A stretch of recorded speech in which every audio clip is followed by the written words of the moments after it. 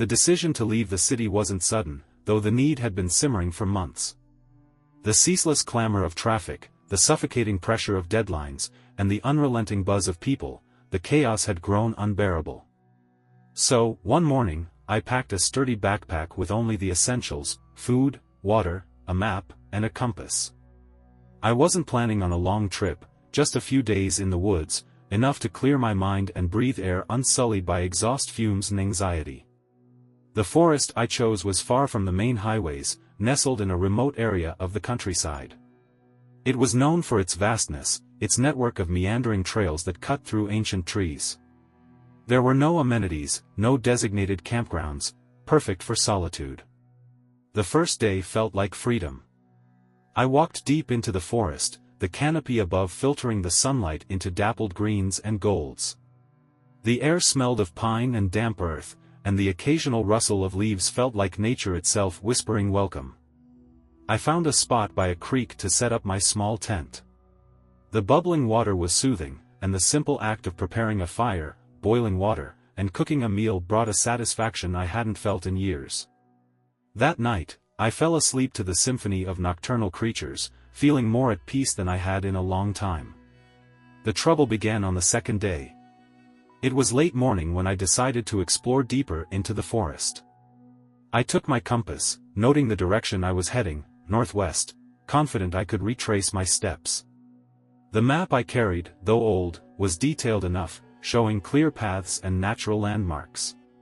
But by mid-afternoon, I noticed something strange. No matter how far I walked or how carefully I followed my compass, I kept returning to the same clearing. A distinctive oak tree, with a lightning scar across its trunk, stood as an unmistakable marker. The first time, I thought I had simply miscalculated, taken a wrong turn. I backtracked carefully, double-checking my compass. Northwest, always northwest. Yet an hour later, there it was again, the scarred oak, standing silent and accusing. By evening, frustration had taken root, growing alongside a creeping unease. I tried a different direction entirely, veering southeast instead. Surely, I thought, I must hit the creek or stumble upon a familiar landmark. But no, after hours of walking, the clearing with the scarred oak appeared once more, as if the forest itself had rearranged around me. I pitched my tent in that cursed clearing that night. The familiarity of it was unnerving now, the once majestic tree looming like a sentinel in the moonlight. Sleep came in fits, interrupted by the whisper of wind and the occasional crack of branches. When dawn arrived, I packed hastily, resolved to find my way out. I made marks on the trees as I went, deep gouges in the bark with my pocketknife. I was careful to follow a straight line, determined not to circle back. But when I reached the clearing yet again, the marks were gone. I stood there, staring at the unmarked trees, my chest tightening. My mind raced with possibilities. Had I somehow wandered into an uncharted part of the woods? Was I simply disoriented? The forest offered no answers, only the rustle of unseen creatures and the distant caw of a crow. That evening, as the sun dipped behind the trees, I felt the first pangs of fear. The thought of spending another night here, beneath that scarred oak, gnawed at me. The air felt heavier, the once welcoming woods now a labyrinth of shadows. I whispered to myself, as if saying it aloud would make it true, it's just a forest. Just trees and dirt. There's a way out. But as the hours ticked by, and the encroaching darkness swallowed the paths I thought I knew, a cold realization settled in my gut. The forest didn't want me to leave. Morning came sluggishly, the weak sunlight barely breaking through the dense canopy. The forest felt suffocating now, its once majestic beauty now a mocking facade. The scarred oak loomed in its cursed clearing, its presence a silent taunt that I couldn't shake. I resolved to be methodical. Today, I would follow the creek. Water always flows to a larger source, eventually leading to civilization, rivers, towns, something. It was a logical solution, one that would bypass the endless maze of trees. The creek was shallow but steady, its flow winding through the undergrowth. I walked along its banks for hours, the sound of trickling water steady in my ears. Occasionally, I glanced at my compass, noting my heading. southeast, good. I was moving in a consistent direction. But then the creek began to change. It narrowed, the water slowing to an eerie stillness. The air grew colder, a damp chill that clung to my skin. The forest around me seemed to grow denser, the trees pressing closer together. Their gnarled branches arched overhead, forming a twisted cathedral of shadows.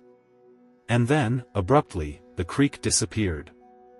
One moment it was there, and the next, it simply wasn't.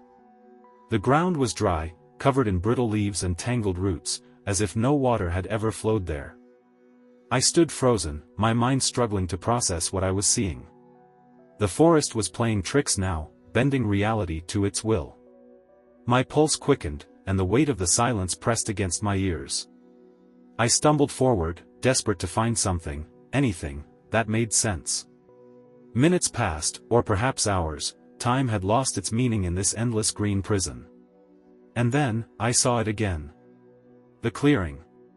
The scarred oak. No, I whispered, my voice trembling. My hands clenched into fists, nails biting into my palms. No, no, no. The ground beneath me felt unsteady as I fell to my knees, breathing hard. It wasn't possible. It didn't make sense. I had walked for miles. I had followed the creek. But the forest didn't care about logic. I screamed then, a raw, guttural sound that tore from my throat. The trees swallowed the sound, offering no echo, no acknowledgement. Desperation began to creep in, sharp and insidious. I tore the map from my pocket, spreading it on the ground. My compass sat beside it, the needle spinning lazily as if mocking me. I tried to match the landmarks on the map to what I had seen, the creek, the clearing, but nothing aligned. It was as if I had wandered into a place that didn't exist. By the third day, exhaustion weighed heavily on me. I had rationed my supplies carefully, but hunger and thirst gnawed at my senses. I tried lighting a fire the previous night, but the damp wood refused to burn. The chill seeped into my bones, leaving me shivering beneath my thin blanket. Worse than the cold, worse than the hunger, was the growing sense of being watched. I hadn't seen anyone, no hikers, no hunters, but I felt it. An oppressive presence, just out of sight, lurking in the trees. Sometimes, I caught glimpses of movement in my peripheral vision, a shadow slipping between trunks, a flicker of motion among the undergrowth. I called out once, hoping to reach another lost soul. Hello? Is anyone there? The forest answered with silence. No, not silence. A low, guttural sound emerged from somewhere in the distance. It wasn't human, too deep, too animalistic. It sent a chill racing up my spine, and I clutched the pocketknife in my hand, a feeble defense against whatever was out there. The sound didn't come again, but the fear remained. That night, I didn't bother setting up my tent. I leaned against the scarred oak, the cursed tree I couldn't escape, and tried to stay awake. But exhaustion claimed me, dragging me into fitful sleep. When I woke, the clearing was different. It was the same space, the same scarred oak, but the air was heavier, the shadows deeper. The forest around me felt alive, a breathing entity watching my every move. And the marks I had made on the trees, desperate scratches and gouges to trace my path, had reappeared, but they were wrong. Twisted, elongated symbols now adorned the bark, symbols that I hadn't carved. Symbols I couldn't read. I stared at them, the shapes swimming before my eyes. They seemed to pulse faintly, as if alive, as if they were watching me back. A voice whispered through the trees, soft and indistinct, just beyond comprehension. My heart hammered in my chest as I turned in circles, searching for the source. "Who's there?" I shouted, my voice cracking. "Show yourself." The whispering grew louder, overlapping into a cacophony of voices, none of them human. And then they stopped. All at once, the silence returned, and I was alone in the clearing. Alone with the scarred oak and the pulsating symbols that seemed to burrow into my mind. I sank to the ground, clutching my head. The forest was no longer just a place, it was something more, something sentient and malevolent. And it didn't want me to leave. I couldn't tell how long I sat there, huddled against the roots of the scarred oak, my thoughts spiraling into chaos. Time had dissolved into an ungraspable blur, and every decision I made felt swallowed by the forest's impenetrable will. The symbols on the trees were the worst. They seemed alive, shifting in subtle ways whenever I looked away. Their patterns tickled the edge of my understanding, like the memory of a forgotten dream. I tried not to look at them for too long, but my eyes were drawn to them as if by compulsion. Desperation gave birth to recklessness. I needed to break the forest's hold. That morning, I decided to run. I didn't care about the direction or the path, I would sprint until my legs gave out. The clearing, the oak, the symbols, they were the center of this trap. If I could just get far enough away, I could break free. I grabbed my pack, now almost weightless with depleted supplies, and bolted. Branches tore at my arms and face as I plunged through the underbrush. The forest resisted me at every turn, roots tripped me, low-hanging limbs clawed at my clothing, and the ground seemed to shift under my feet. Still, I ran. The need to escape burned in my chest, overriding pain and exhaustion. Minutes passed, or maybe hours. My breath came in ragged gasps, and my muscles screamed in protest. But I kept running, fueled by the primal instinct to survive. Then I saw it, a break in the trees ahead. Relief flooded my veins as I stumbled toward it. The dense forest gave way to open ground, and for the first time in days, I felt the sun on my face. I collapsed to my knees, gasping for air and staring at the expanse before me. It was another clearing. No. The clearing. The scarred oak stood in the center, its bark twisted into a grotesque grin. The symbols glowed faintly in the dimming light, as if mocking my futile effort. I screamed, the sound tearing from my throat like an animal caught in a trap. I hurled my compass into the dirt and fell to my knees, tears streaking my filthy face. Why? I yelled at the empty sky. What do you want from me? The forest didn't answer, but I felt it listening. I don't remember much of the rest of that day. I wandered aimlessly, my mind unraveling. I muttered to myself, nonsensical words that even I didn't understand. The whispering started again, faint and intermittent, like voices drifting on the wind. By nightfall, I was back in the clearing, though I couldn't remember how I got there. My legs gave out, and I collapsed under the scarred oak, too exhausted to resist. That night, the dreams came. They weren't like normal dreams, fragmented and surreal. These were vivid, almost tactile. I was standing in the forest, but it was different, darker, older. The trees were monstrous, their trunks thick and gnarled like ancient sentinels. The air hummed with an oppressive energy, and the ground beneath me was slick with something warm and sticky. In the distance, I saw shapes moving. They weren't human, though they walked upright. Their forms were indistinct, shifting like smoke, but their eyes glowed with a cold, unnatural light. They didn't approach, but I knew they were watching me. The whispering was louder here, an unrelenting chorus of voices. Words rose from the cacophony, words I didn't understand but felt deep in my bones. Then I saw it. At the center of this nightmarish forest stood a tree unlike any other, a colossal, twisted monstrosity that pulsed like a living thing. Its bark was black as tar, and its branches stretched impossibly high, disappearing into the void above. At its base, a dark maw yawned open, an entrance to something I couldn't comprehend. I woke with a start, drenched in sweat and gasping for air. The clearing was silent, the forest still. But the image of the black tree lingered in my mind, burned into my memory like a brand. The whispering had stopped, replaced by a new sound, a faint, rhythmic thudding, like a distant heartbeat. I sat up, my body trembling. The sound was coming from the forest, growing louder with each passing moment. It wasn't just a sound, it was a summons. Somehow, I knew. The forest wanted me to find that tree. I should have been terrified, paralyzed by the implications. But instead, a strange calm washed over me. If this forest wanted me to find that tree, then maybe it was the key. Maybe it was the only way out. I strapped on my pack and rose to my feet, my legs unsteady but determined.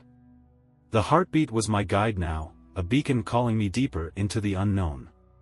With one last glance at the scarred oak, I stepped into the trees and followed the sound. The forest was different now. The trees seemed taller, their trunks thicker, their branches twisted into impossible shapes. The sunlight, already dim beneath the canopy, had dwindled to a faint, sickly glow that barely illuminated my path. The air carried a heavy, damp smell of decay, and the rhythmic thudding, the heartbeat, grew louder with every step. I walked cautiously, but there was a pull, an invisible force urging me forward. My exhaustion was gone, replaced by a strange energy, as though the forest itself was filling me with purpose. Hours passed, or perhaps only minutes. Time had become irrelevant. My surroundings grew more alien, more grotesque. The trees now bore grotesque growths, their bark slick and oozing with an unidentifiable substance. Their shapes were no longer entirely natural, they leaned and arched toward me, their branches gnarled into claws. And then, I saw the symbols again. They were carved into the trees lining the path, glowing faintly in the dim light. Unlike the ones I had seen in the clearing, these weren't random. They formed a pattern, a sequence that seemed to guide me. The more I looked, the more the symbols seemed to shift and change, as if adapting to my thoughts. I followed them. I had no choice. The whispering started again, faint and distant, threading through the stillness. At first it was a low murmur, but as I moved deeper, it grew louder, forming a chorus that reverberated in my skull. The words were indecipherable, but they carried a weight, an ancient power that pressed against my mind. The path narrowed, and the trees pressed closer together, their branches forming an oppressive tunnel. The air grew colder, and a chill seeped into my bones. My breath came in visible puffs, and the rhythmic thudding of the heartbeat seemed to echo through the very ground. Then, the path opened, and I saw it. The black tree from my dream loomed before me, its size dwarfing anything I had ever seen. It was ancient, its bark a deep, unnatural black that seemed to absorb light. Its massive roots twisted and coiled like the limbs of some great beast, stretching out in all directions. The base of the tree housed the dark maw I had seen before, a gaping void that seemed to pulse in rhythm with the heartbeat. The air around it shimmered with an unnatural energy, and the whispering grew louder, forming an almost deafening chorus. I approached cautiously, my body trembling with a mix of fear and compulsion. The pull was stronger now, an undeniable force drawing me toward the maw. My rational mind screamed at me to stop, to turn back, but my body refused to obey. I stepped closer, and the air grew thick, almost liquid, making it hard to breathe. The void at the base of the tree seemed to shift, its edges writhing like smoke. And then I heard it. A voice, distinct from the whispers, deep and resonant. It echoed through the forest, through my mind, speaking words I could finally understand. "You have come." The voice was neither welcoming nor threatening, it was simply a statement, cold and absolute. I stopped, my heart pounding in my chest. What is this place?" I managed to choke out, my voice barely a whisper. The tree didn't respond, but the ground beneath me began to tremble. The heartbeat quickened, growing louder and more erratic. The air vibrated with a palpable energy, and the whispering reached a fever pitch. The voice came again, louder this time, resonating deep in my chest. "Enter." I stumbled back, shaking my head. "No. I don't understand. Why am I here? What do you want from me?" The forest didn't answer. The voice didn't come again. But the pull toward the maw grew stronger, an irresistible tide that dragged me forward. My feet moved on their own, carrying me toward the darkness. The void pulsed with a sickly light now, faint and rhythmic, matching the tempo of the heartbeat. As I drew closer, the light intensified, illuminating the grotesque contours of the tree's interior. The moment I stepped into the maw, the whispering stopped. The silence was absolute, oppressive. It pressed against my ears, my chest, my very thoughts. The world outside the tree vanished, replaced by an endless void.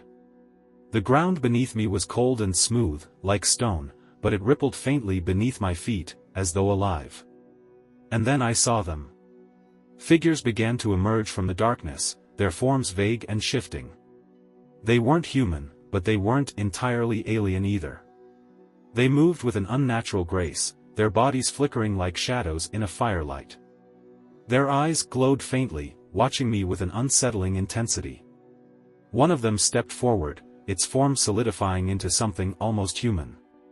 It raised a hand, long and spindly, and pointed deeper into the void. The voice came again, softer now but no less commanding. You sought escape. You found us. The meaning of the word sank in, heavy and final. I hadn't stumbled into this forest by accident. I had been led here, drawn by some force I couldn't comprehend. The figure stepped closer, and the void began to shift, the darkness parting to reveal something massive, something ancient, waiting in the depths. I wanted to run, to scream, but my body refused to move.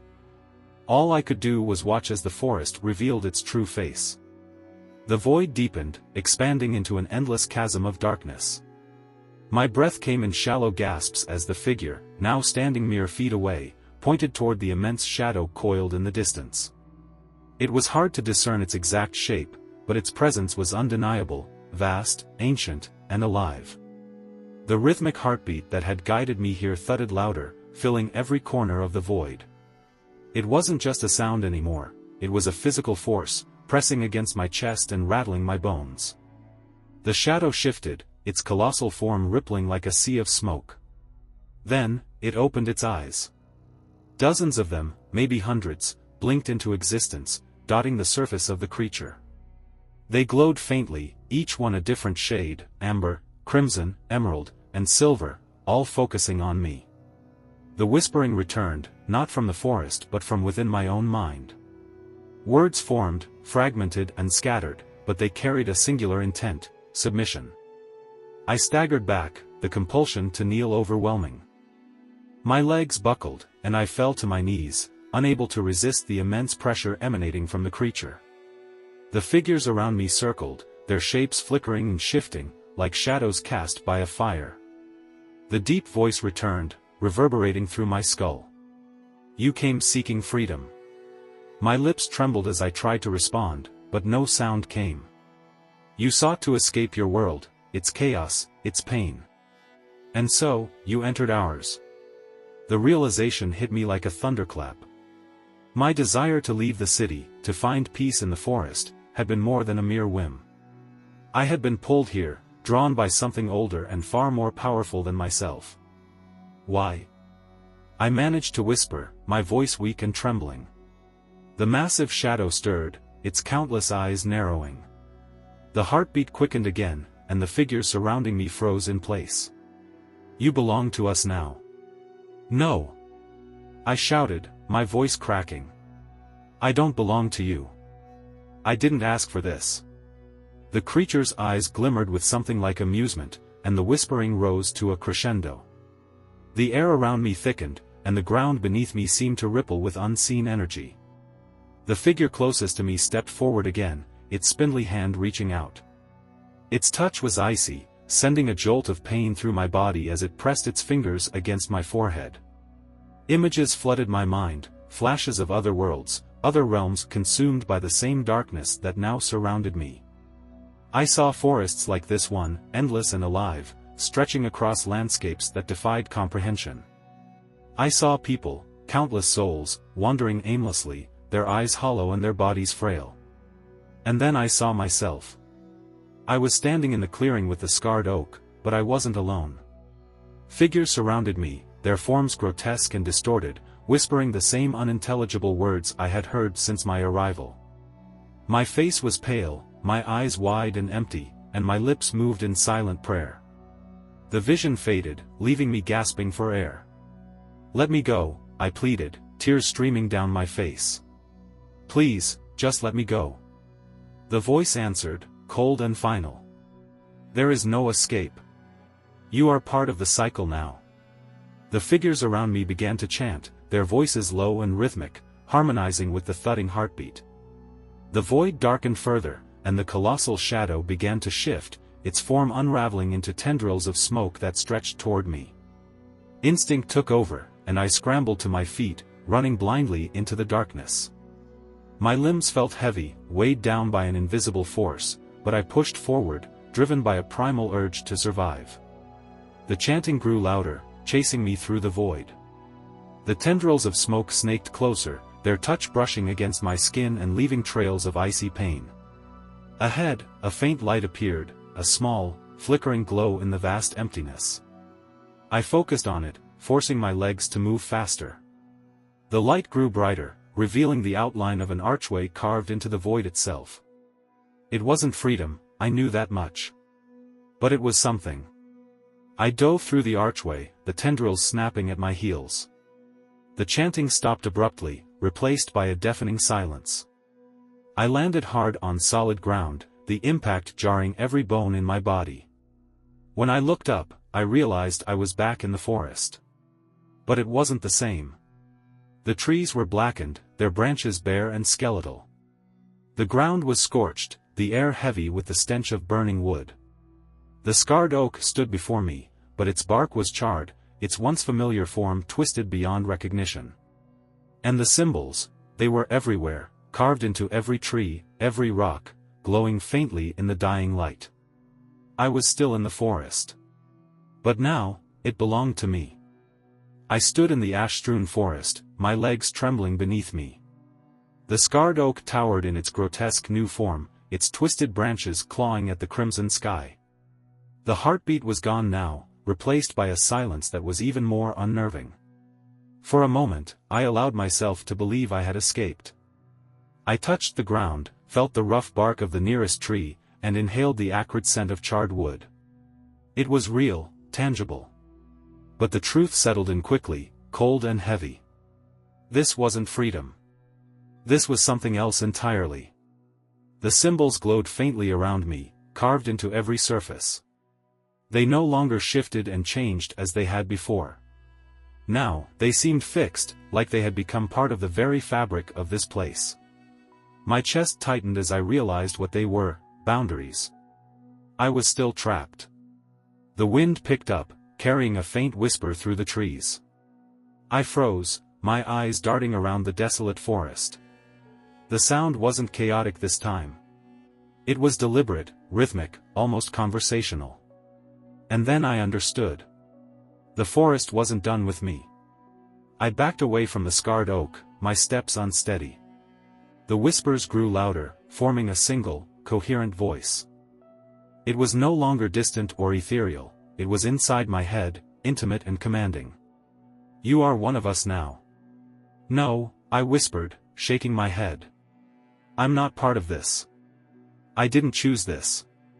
You did. The word struck me like a physical blow. Memories flooded back, fragments of moments I had ignored, signs I had dismissed. My growing desire to leave the city, the pull toward isolation, the compulsion to choose this forest out of all the others. Had I really been free in that decision, or had something planted the thought in my mind? I stumbled to my knees, clutching my head. Please, I begged. Let me go. I just want to go home. The forest responded with a low, guttural laugh. It wasn't cruel, but it was devoid of sympathy, like the amusement of something so far beyond human that it could no longer comprehend my pain. Home? You have no home but this. The ground beneath me trembled, and the charred roots of the scarred oak began to writhe. They snaked toward me, wrapping around my ankles and wrists. I struggled, but their grip was unyielding. Stop! I screamed, thrashing against the bonds. I don't belong here. The forest didn't answer. Instead, the roots lifted me from the ground, dragging me toward the base of the scarred oak. Its bark glistened as if wet, and the symbols carved into it pulsed with an eerie light. I was pulled closer, the roots tightening around me. My heart pounded as the reality of my situation sank in. This wasn't punishment. It was transformation. The scarred oak opened. Its bark split down the center, revealing a dark cavity lined with the same glowing symbols. The roots carried me toward it, and I screamed, kicking and clawing against their grip. But it was useless. As I was pulled into the tree, a searing pain shot through my body, as if every nerve was being burned and remade. My screams echoed in the emptiness, merging with the whispers that now filled the air. And then, everything went silent. When I awoke, I was standing in the forest. The charred ground, the skeletal trees, the crimson sky, all of it was gone. The forest was alive again, vibrant and green, its canopy filtering golden sunlight. But I wasn't the same. I looked down at my hands. My skin was dark, rough, like the bark of a tree. My fingers stretched into elongated claws, and my shadow flickered and shifted, no longer tethered to the sun. The realization hit me with chilling clarity: I was no longer human. I turned, and the scarred oak stood before me, whole and unburned. Its symbols no longer glowed, they were now part of me, etched into my skin, glowing faintly beneath the surface. The forest whispered again, and this time, I understood its language. It wasn't just a voice, it was an invitation. I wasn't its prisoner anymore. I was its guardian. A figure appeared in the distance, stumbling through the trees. They were disoriented, clutching a compass and muttering to themselves. Their fear was palpable, and I felt it resonate deep within me. I stepped forward, my movements silent, my new form blending seamlessly with the shadows. They had come seeking escape, just as I had. And now, the forest had chosen them.